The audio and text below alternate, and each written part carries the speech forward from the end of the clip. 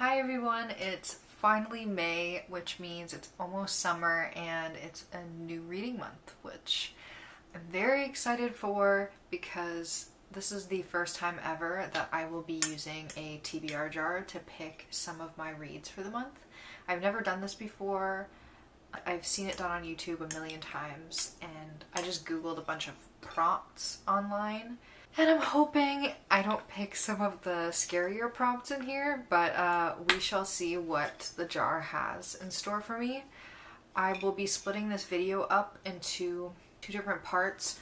One part will involve what I'll be reading on my e-reader, because I do read at night on my e-reader. It's just so easy.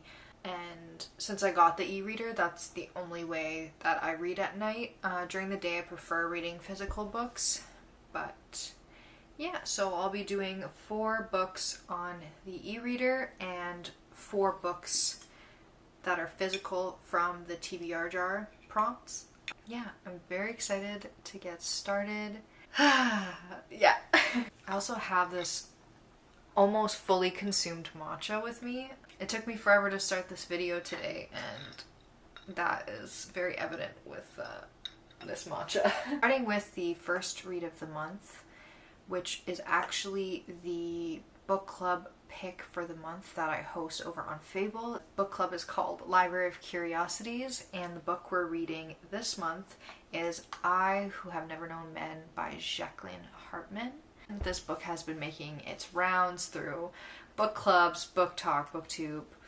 Everyone's been raving about this book, how this is one of their favorite books of the year, if not all time. So I'm expecting a 5-star read out of this. So the book is a literary fiction, sci-fi, dystopian classic. I think it was written in the 90s, I believe, and it takes place in, I think, a basement or underground, and there are a group of women that are in a cage, and they don't know how they got there, what time is it, what year it is. They don't know any other information besides knowing each other in this cage. There are men that are the guards of the cage, but they don't speak directly to the women, and the book is meant to be very introspective. It is to be about loneliness, about womanhood, about love, life, death. That is the first read of the month. The following book that I'm actually borrowing from the library is Parable of the Sower by Octavia E. Butler. And this is the second book that I've read by her. She writes primarily sci-fi fantasy books, and a lot of them have underlying themes of racial injustice, feminism as well. I read Kindred earlier this year, and it was a 5-star read for me. It had me gripped. I could not stop reading this book. I had to tell my parents about what I read in the book every single day, and they were hooked too. I don't know why it is not like a TV show or a movie. I saw that someone was doing an adaptation on it, but it wasn't accurate to the book from what I saw. So who knows, maybe someone will put it out there, but it definitely needs to be a movie or TV show. Anyway, getting back to Parable of a Sower, it is another dystopian sci-fi type of book, and it takes place in the outskirts of Los Angeles. We follow a family where the father is a pastor, and essentially the world has fallen apart from war, disease, crime, drugs, the climate, and everything like that, which honestly, this book kind of sounds terrifying because it sounds like a scary version of what will be or what we could be going through in the future. I guess their compound that they're living in burns down, and they have to fight for survival and move more up north and try to find a way to salvage humanity. And I love Octavia's writing. Yeah, I'm excited to get into more sci-fi fantasy. If you have any recommendations for me, please feel free to comment down below. The next read on my e-reader for the month is The Death of Vivek Oji by Okweke Emezi, and this is the third book I'm reading by them. I read Freshwater by them, and I read You Made a Fool of Death with Your Beauty. I actually loved it, and I'm extremely impressed by how they're able to go from one genre to the next, and I believe they've written in like 5 or more different genres in their career so far, so I'm very excited to dive into The Death of Vivek Oji. And from what I know, it is a book that centers a family who has a child that passes away, and it's meant to deal with grief, explores friendship. I'm very excited to read another one of their books. I'm sure I'm going to enjoy it. It's a guarantee, at least 4.5 star read for me. I plan on reading their whole lineup of books, and I know they're coming out with a new book, I believe, this year, and you will probably catch me reading that as well. The last book that I'll be reading on my e-reader specifically is Open Water by Caleb Zuma Nelson. It is a lit fic romance, and all I know is that the 2 main characters are artists, and there's supposed to be some sort of, I don't know, a tragic event or a certain difficult situation that they go through together. That is all I know about it. I just know that a lot of people whose opinion I trust on Book Talk on BookTube have recommended this book, and I've been in a romance kick. I just finished Happy Place by Emily Henry, and I want that like lit fic romance combo. So this was a very necessary addition to my TBR for the month. Moving on to physical books. So I'm gonna pick 4 from here, but I also have a leftover book from last month that I didn't complete, and unfortunately it was the book club book for April I did not finish. And the main reason why is because it's a classic, and I read classics so slowly.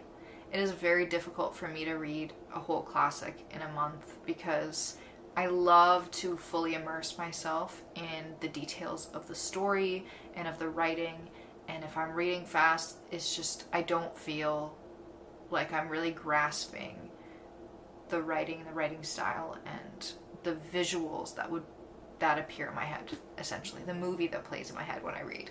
And that book is Rebecca by Daphne du Maurier. I'm only a quarter of the way through. I really did bad this month, so I'm excited to finish it. I'm not too keen on the male love interest Max in the book, but maybe he'll grow on me. I just feel like he's a total fuck boy, but we'll see how I feel about this book. I do love the writing. I love a good gothic classic. Gothic classics are my favorite genre of classics, so I think maybe my expectations were too high. I'm hoping to get through this month, probably in the next couple days, to be honest, so I can just get it off my plate.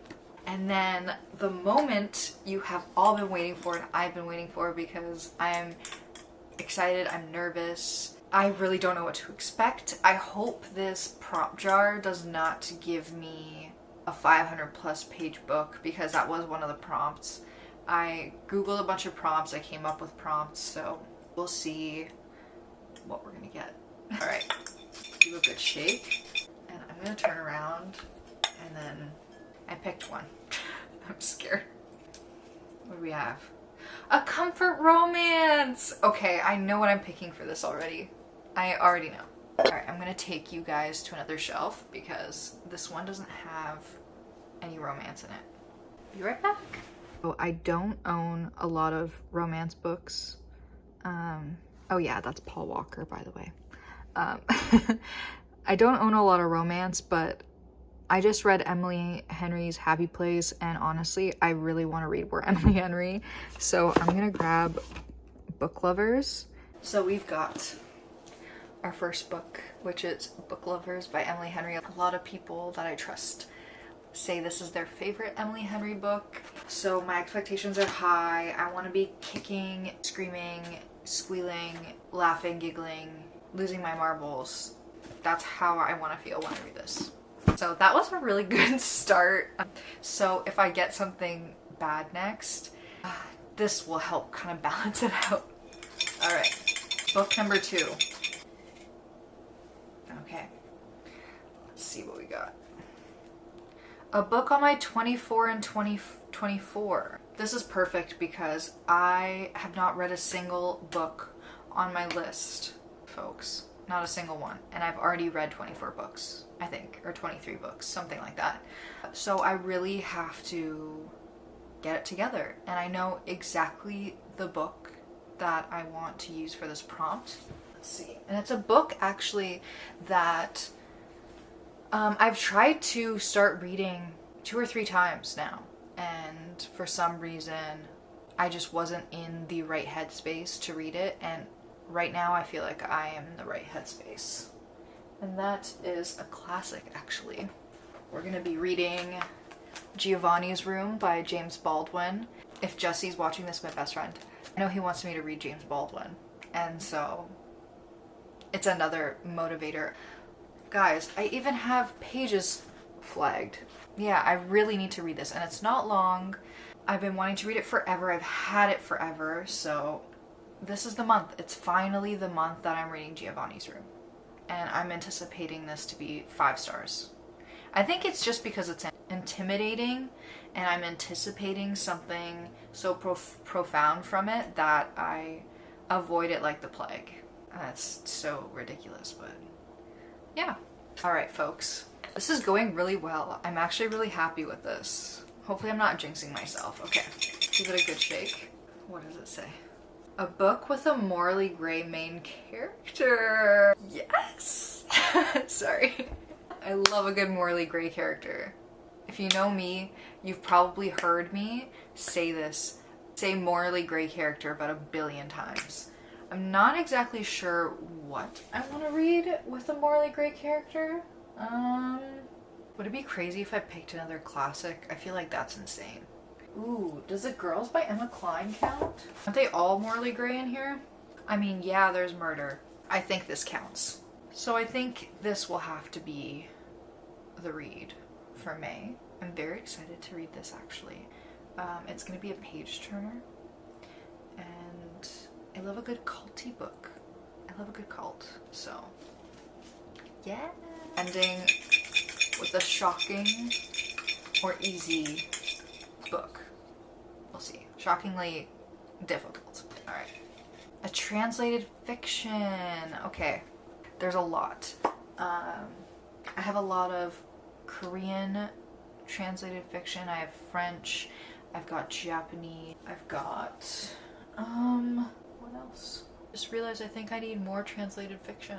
I would love to explore books from other countries. If there's a book from the country that you live in that you would want to recommend to me that's translated into English, please let me know. I would love to read it. I would love to explore someone else's culture and writers from different countries. So I think I'm gonna go with either Japanese or Korean.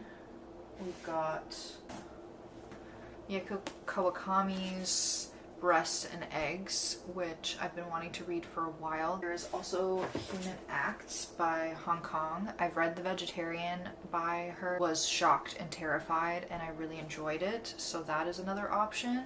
Then there's Pachinko, which is a family saga spanning 4 generations in Korea. We also have tons of classics that could be in this category, but because I am already going to be going through half a classic, and then we have Giovanni's Room as well, I think I'd rather lean into the literary fiction spectrum of things. Alright, I think out of these 3, I'm gonna go with Human Acts by Hong Kong. I want to read more shorter reads because last month I read a lot of longer books, including Demon Copperhead by Barbara Kingsolver. So I think I need some shorter reads.